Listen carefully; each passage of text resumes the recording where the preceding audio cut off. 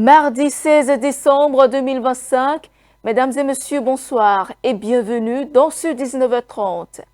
Dans les titres de l'actualité, invité sur le journal de Bénin TV, Maître Robert Dossou, ancien président de la Cour constitutionnelle, a apporté des éclairages sur les différences entre putsch et coup d'État. Vous suivez son intervention dans un instant.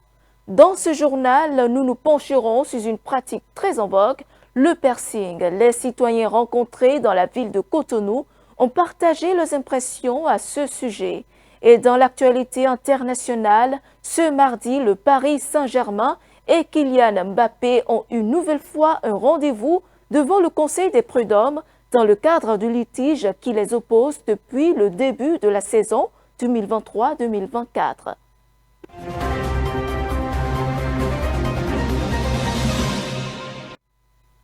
Bienvenue à toutes et à tous. Démarrons tout de suite par cette actualité. Nous avons parlé de son interpellation hier. Le fils de l'ex-président de la République, Chabi est désormais libre de ses mouvements.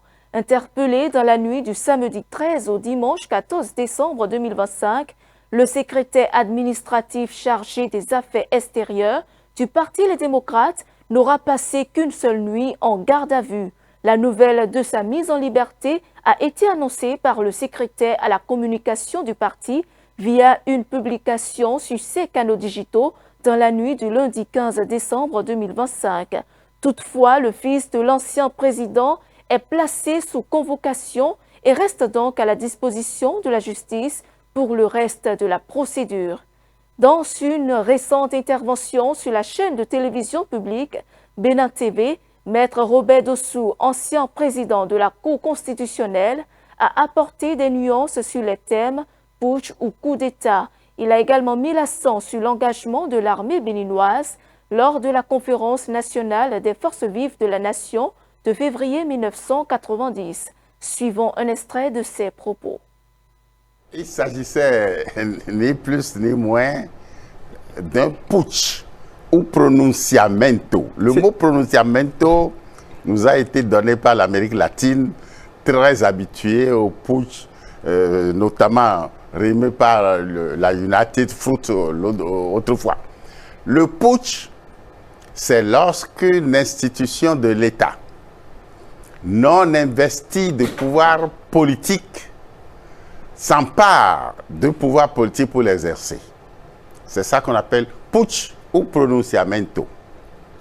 Le coup d'État, c'est lorsque un organe de l'État investi de pouvoir politique prive les autres organes de leur mission politique et s'accapare de toute la fonction politique. C'est ça qu'on appelle coup d'État. Maintenant, ça c'est ce que moi j'ai appris techniquement en sciences politiques, puisque j'ai fait de hautes études politiques, et je l'ai enseigné pendant des années.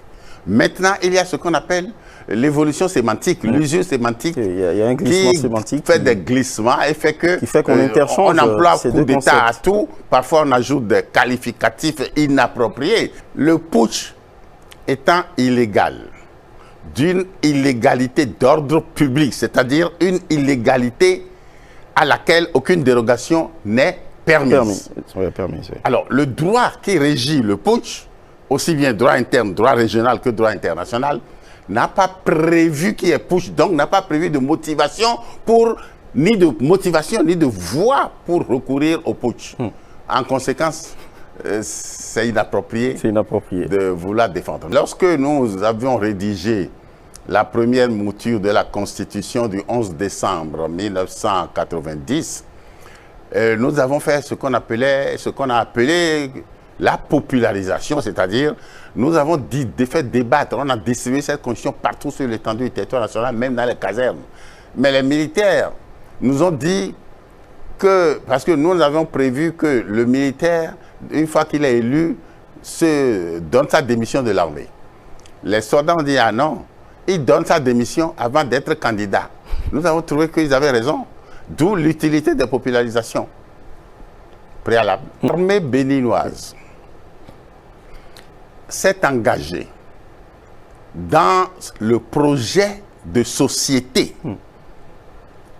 que cette armée, sous la signature de leur chef de l'époque, a envoyé au comité national préparatoire de la conférence nationale, scié des chefs supérieurs de l'armée, et au cœur de la conférence nationale de 1990, le chef d'état-major de l'époque, le colonel Vincent Guézaudier, s'est levé lorsqu'il y a eu des rumeurs de putsch qui ont circulé dans la salle, et il a dit qu'au nom de toute l'armée béninoise, il nous déclare que l'engagement est pris, qu'ils resteront dans leur caserne, qu'ils ne se mêleront plus de putsch. Les loyalistes ont respecté, attention, les loyalistes ont respecté ce pacte républicain, et il faut les saluer. Il faut en être fier. Il faut les saluer, il faut en être fier.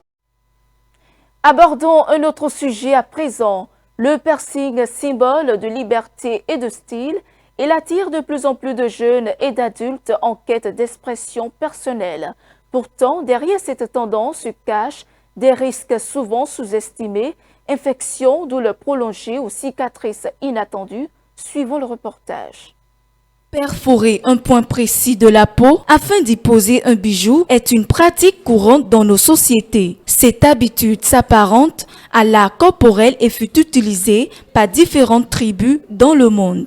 Cette pratique européenne est répandue un peu partout en Afrique. Aujourd'hui, dans ce monde, je vois que le piercing, c'est une mode que les jeunes filles adoptent pour se voir ou bien pour se rendre belle. C'est pas quelque chose qui se fait dans notre culture.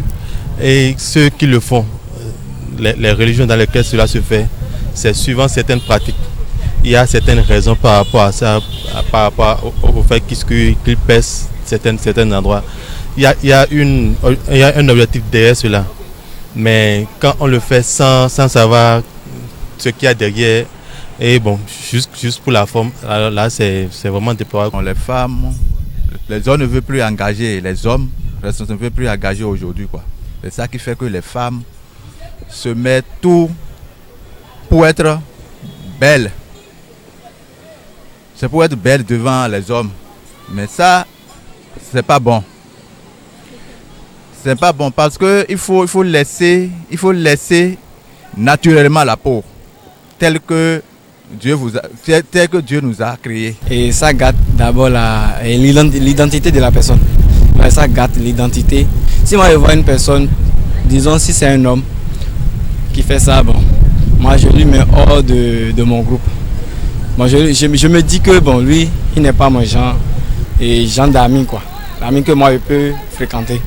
Si c'est une femme, bon, je me dis en même temps que ça là c'est une pute. Le piercing, normalement, c'est une chose déplorable, puisque au regard de la société dans laquelle nous vivons, quand on fait référence aux personnes, les cadres de la société, les ministres, les députés, les cadres supérieurs, on ne voit aucun d'entre eux avec ce genre de pratique. Les jeunes comme moi aujourd'hui, eux, ils le font parce qu'en regardant ceux de l'Occident, les Américains, les chanteurs, les artistes américains surtout, qui ont les piercings, ils se disent que c'est une bonne pratique. Alors que normalement, il faut faire un retour sur soi et faire les choses suivant les objectifs qu'on se fixe. À notre temps, il n'y a pas de piercing, il n'y a pas de ça là. Parce qu'il n'y a même pas de ça, cela. Il n'y a même pas de cela même à notre temps. C'est maintenant que les gens ont commencé par mettre n'importe quoi. Parce que bon, on veut copier l'Occident, on veut copier l'Occident, on veut copier les Blancs. Je les conseillerais surtout de laisser cette pratique. Puisque ça ne donne pas une bonne image de soi-même. Quand on va en société, ça c'est pas une bonne image qu'on fait montrer aux autres. Donc c'est mieux de laisser ça de côté et d'agir selon ses propres objectifs. Si vous voulez être un cadre demain, c'est pas avec ce genre de pratique qu'on va vous accepter dans la société. Vous allez à un entretien avec des piercings, même si vous avez les qualités pour le travail, il sera difficile de vous accepter pour faire ce travail-là. Donc c'est mieux de laisser ça de côté et de vivre simplement. Avant que tu vas faire quelque chose dans cette vie, il faut étudier le truc. Et voici ce que je fais maintenant. Est-ce que le monde va aimer sur moi? Ouais. Avant de déposer le dossier quelque part maintenant, d'abord, c'est ta physique, on va voir si on va t'accepter ou pas. Toi-même, tu le sais déjà. Ouais, donc c'est pas totalement bon. Le piercing, marquant ainsi un signe identitaire, est accompagné de nombreux risques d'infection et des réactions allergiques. Dans un tout autre registre à présent, alors que l'année 2025 touche à sa fin, quoi de mieux que de rendre grâce à l'être suprême? Les fidèles de l'Église, la chapelle constitutionnelle du Christ, ont célébré ce dimanche leur deuxième fête d'action de grâce de l'année. La journée a été rythmée par diverses manifestations. C'était sous le regard de Romaric Dossa, Bernardin Bonougbo et Pierre Akakbo. Louange, adoration, danse, témoignage, des cris de joie, des moments forts qui ont marqué cette année la deuxième phase du culte d'action de grâce de la chapelle constitutionnelle de Christ, CCC.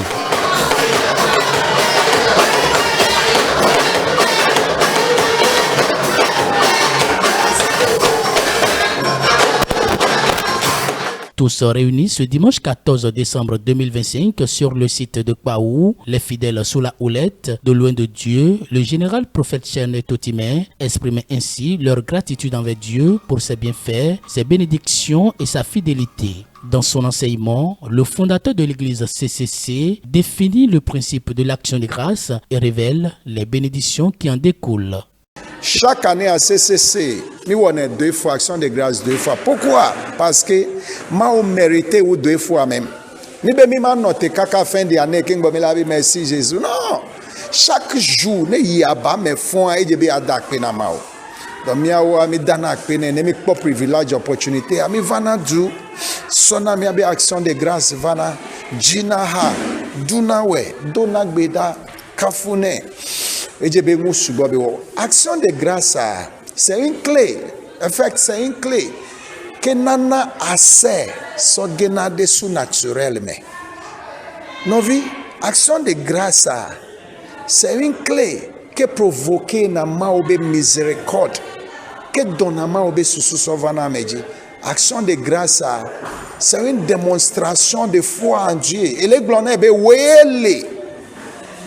Obe yewe wewe ma wewe ma glombe na wewe.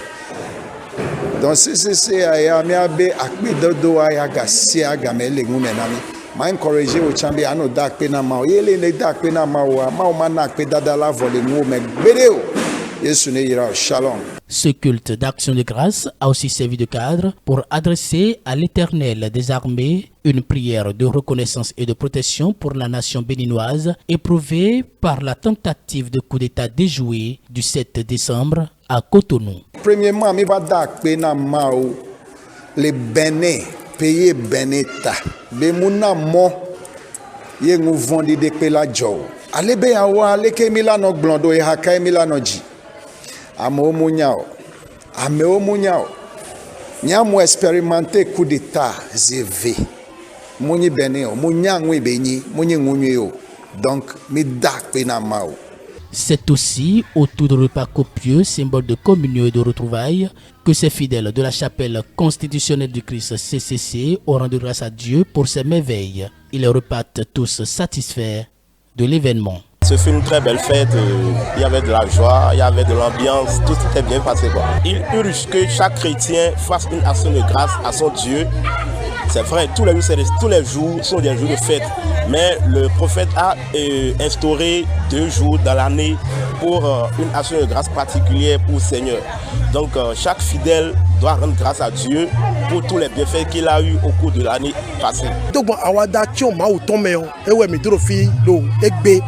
Lo azo mon coton de wanu mi e gboazonu mi e de mi si accident me e de mi si kume e se mi si to boze aga e de mi si mu teme leme ko me rumi town bon mi to mo asa egbeton e we mi to ro pe do e. Message à l'endroit du prophète, je lui souhaite d'abord la santé, la longévité, la prospérité, le succès et je lui souhaite aussi onction sur onction parce que c'est pas facile pour un père de s'organiser et de faire des manifestations pour ses fidèles. Les regards sont alors tournés vers la prochaine édition pour plus d'innovation accompagnée d'un saut particulier de l'Esprit Saint. À ceux qui l'ont reçu, il a donné le pouvoir de marcher.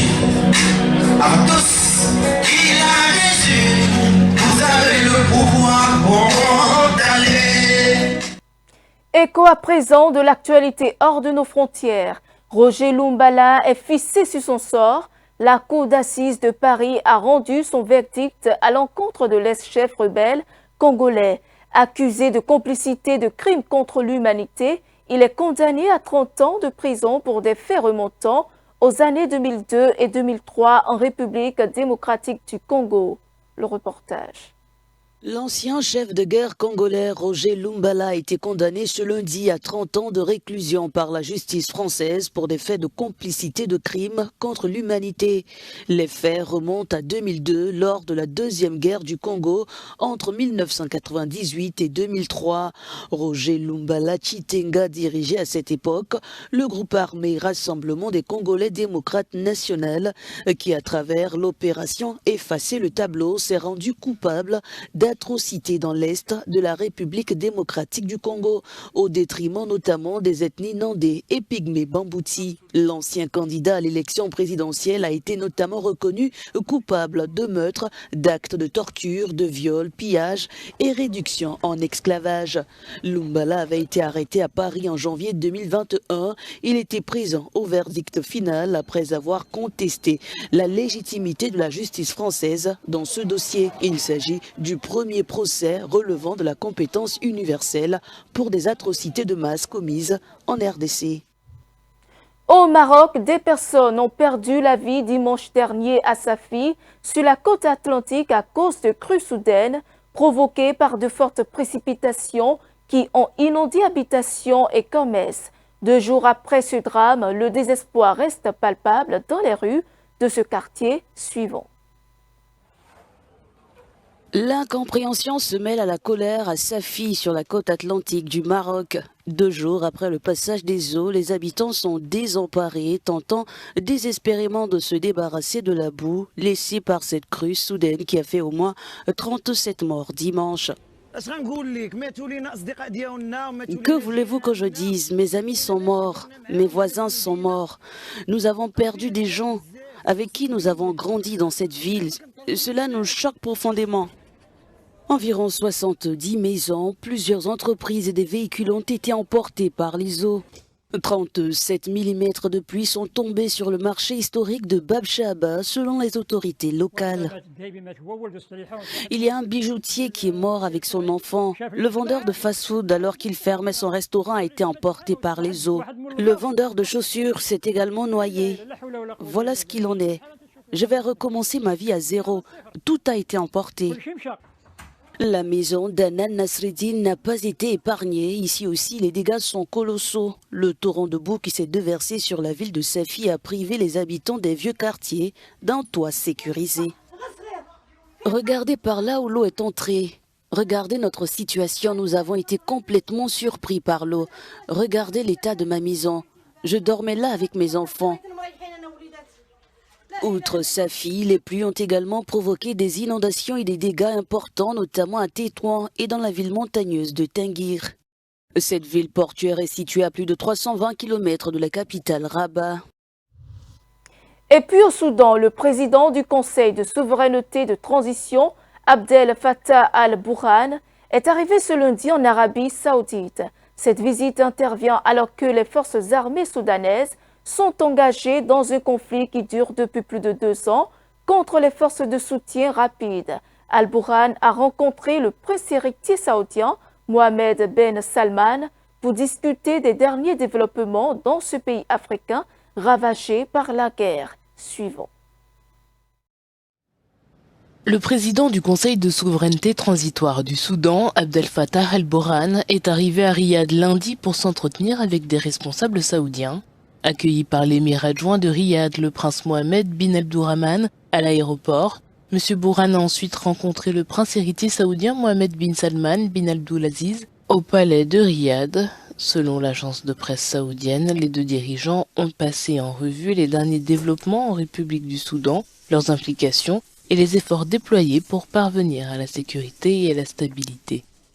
Quelques 24 000 personnes ont été tuées au Soudan et des millions ont été déplacés au cours de la guerre qui a éclaté en avril 2023. Elle a été déclenchée par des tensions entre l'armée et un puissant groupe paramilitaire, les forces de soutien rapide. L'Arabie Saoudite fait partie du mécanisme international Quad qui a proposé en septembre un plan pour une trêve humanitaire de 3 mois au Soudan. C'est l'une des affaires qui occupe l'actualité du PSG depuis maintenant plus d'1 an.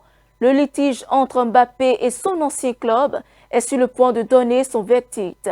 Ce mardi, le Conseil de prud'homme de Paris doit trancher entre les deux parties qui réclament des sommes astronomiques à la partie adverse après leur séparation tumultueuse à l'été 2024. C'est après moi.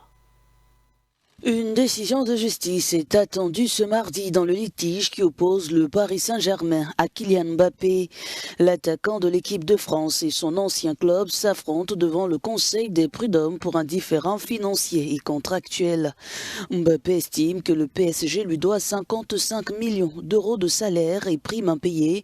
Il réclame désormais plus de 260 millions d'euros, demandant la requalification de son contrat à durée déterminée en contrat à durée indéterminée, ce qui ouvrirait droit à des indemnités pour licenciement abusif. Le joueur exige également des dommages et intérêts pour harcèlement moral, travail dissimulé et manquement aux obligations de bonne foi et de sécurité du club. De son côté, le PSG contre-attaque et réclame 440 millions d'euros à Mbappé.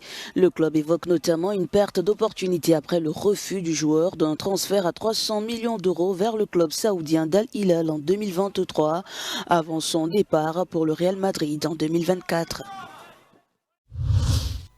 Et c'est la fin de ce journal. Merci de votre fidélité. Suivez-nous en continu sur speedlinetv.bg/live et sur nos différents canaux digitaux Facebook, YouTube et TikTok.